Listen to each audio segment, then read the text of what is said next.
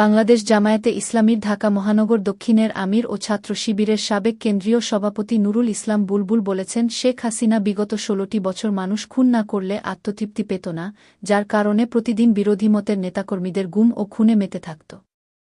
এসব অপরাধ করেই তিনি জোর করে ক্ষমতায় টিকেছিলেন। সকল গুম ও খুনের বিচার আন্তর্জাতিক আদালতে হতে হবে। শনিবার বিকেলে বাংলাদেশ জামায়াতে ইসলামী চাঁপাইনবাবগঞ্জ পৌর ও সদর উপজেলা শাখা আয়োজিত কর্মী সম্মেলনে প্রধান অতিথির বক্তব্যে এসব কথা বলেন। তিনি আরও বলেন, ১৬ বছরের চাঁপাইনবাবগঞ্জের মেধাবী ছাত্র আসাদুল্লাহ, আসগর আলী ও নাসির উদ্দিনসহ সারা দেশের ৫০০ নেতাকর্মীকে পরিকল্পিতভাবে হত্যা করে আইনশৃঙ্খলা বাহিনী ১৬,০০০-এর অধিক মামলা দেয়া হয়েছে। এসব হত্যাকাণ্ডেরও বিচার দাবি করেন বুলবুল। প্রধান অতিথির বক্তব্যে তিনি আরও বলেন, হাসিনা সরকার ক্ষমতায় টিকে থাকতে গত ২৮ অক্টোবর এবং শাপলা চত্বরের মতো গণহত্যা চালিয়েছে। এছাড়া পিলখানায় হত্যা চালিয়ে ৫৭ সেনা অফিসারকে হত্যা করে মেধাশূন্য করা হয়েছিল। এসব হত্যাকাণ্ডের বিচার আন্তর্জাতিক আদালতে দাবি করেন তিনি।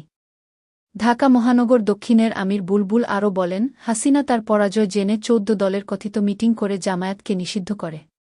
কিন্তু ৫ই আগস্ট ছাত্র জনতার গণঅভ্যুত্থানে তাদেরকেই জনগণ নিষিদ্ধ করে। জামায়াতের এই নেতার দাবি, চাঁপাইনবাবগঞ্জে এখনও নীরবে চাঁদাবাজি, টেন্ডারবাজি ও বালুমহল দখল করে ভিলেজ পলিটিক্স হচ্ছে।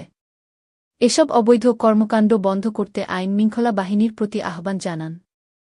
অন্যথায় ছাত্র সমাজকে সঙ্গে নিয়ে তাদের বিরুদ্ধে ব্যবস্থা নেয়ারও হুঁশিয়ারি দেন। জামায়াতে ইসলামীর চাঁপাইনবাবগঞ্জ পৌরসভার আমির হাফেজ গোলাম রাব্বানীর সভাপতিত্বে অনুষ্ঠিত কর্মী সম্মেলনে বক্তব্য রাখেন জামায়াতের রাজশাহী মহানগরী শাখার আমির অধ্যাপক ড.